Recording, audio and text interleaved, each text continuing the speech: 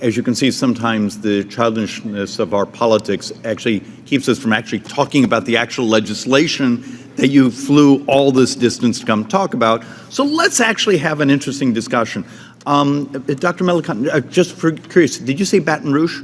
Yes, Baton Rouge. I think I have family that's gone to your community college. Wonderful. I know. Yes. I'm from Arizona, but part of my family's from. I have an unusual fixation, particularly on the good gentleman's piece of legislation here, and that is the concept of jobs are changing, and they're changing so fast.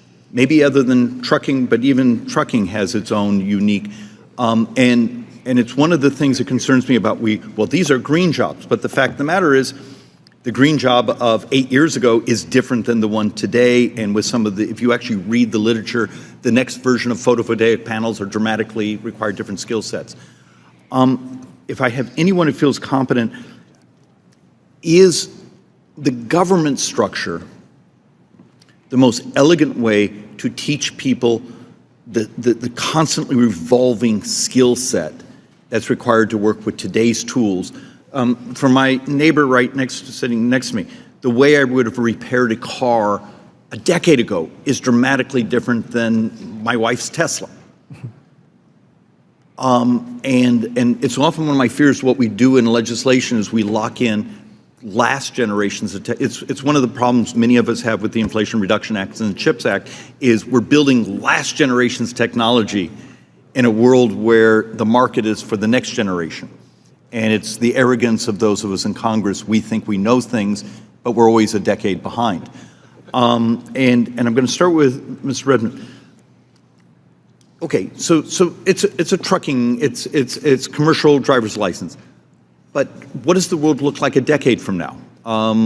Is it autonomous vehicles? Is it different types of technology? And then move on to others that, if we were to future-proof a piece of legislation like this, what do we need to fixate on? Right. I mean, thank you, Congressman.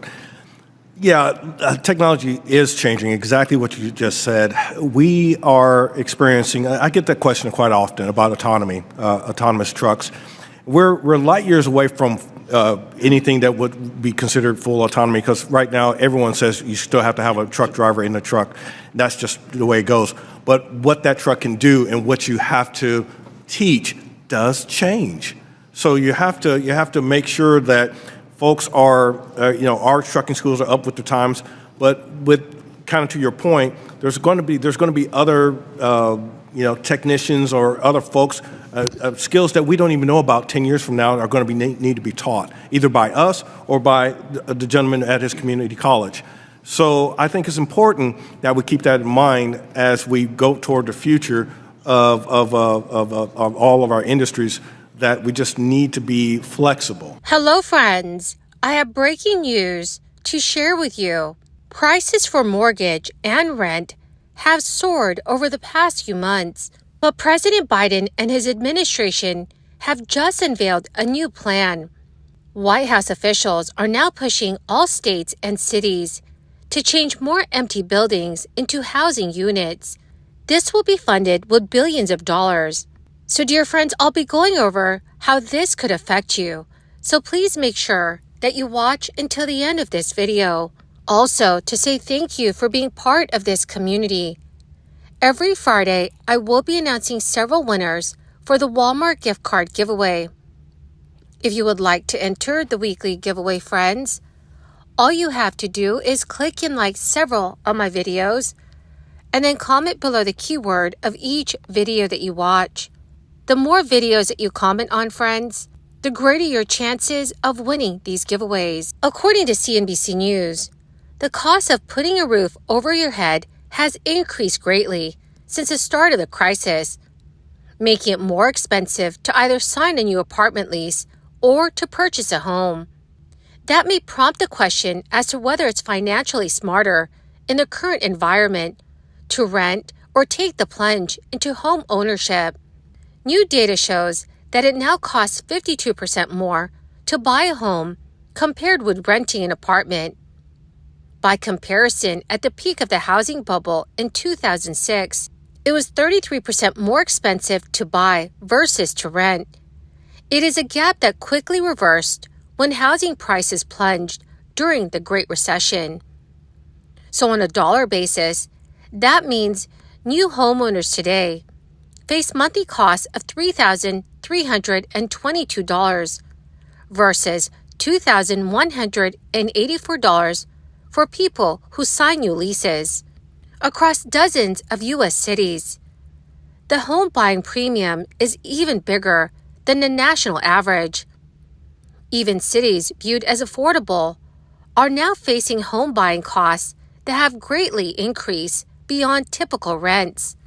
The most expensive region for home buyers is Southern California, where the home buying premium for Orange County and Los Angeles County is more than 200% more expensive than renting. But for some people, it may still make more financial sense to purchase a home, especially for those who have a long financial horizon and plan to live in a house for many years. Homeowners can also refinance at a lower mortgage rate when prices come down. Many economists predicted that mortgage rates might start to soften next year.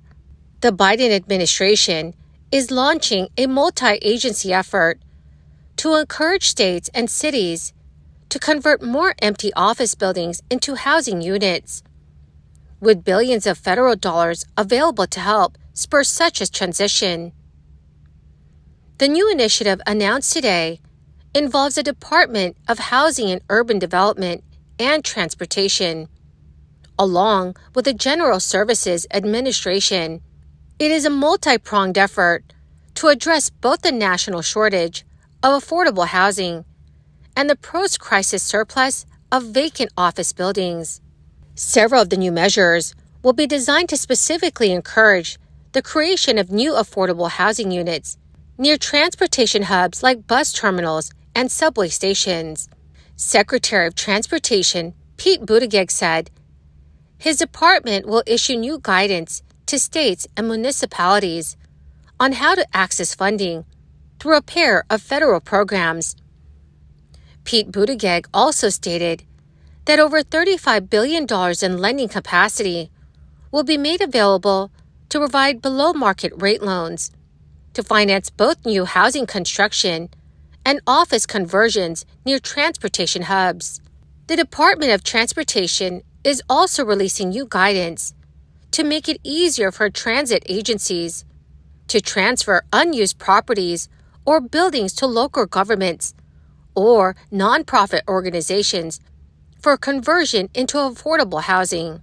Buttigieg said buildings like an underutilized storage facility could also be transferred to provide developers at below-market prices, provided that those developers commit to including a negotiated percentage of affordable housing units. The White House is also releasing a commercial to residential federal resources guidebook with over 20 federal programs across 6 federal agencies that can be used to support conversions.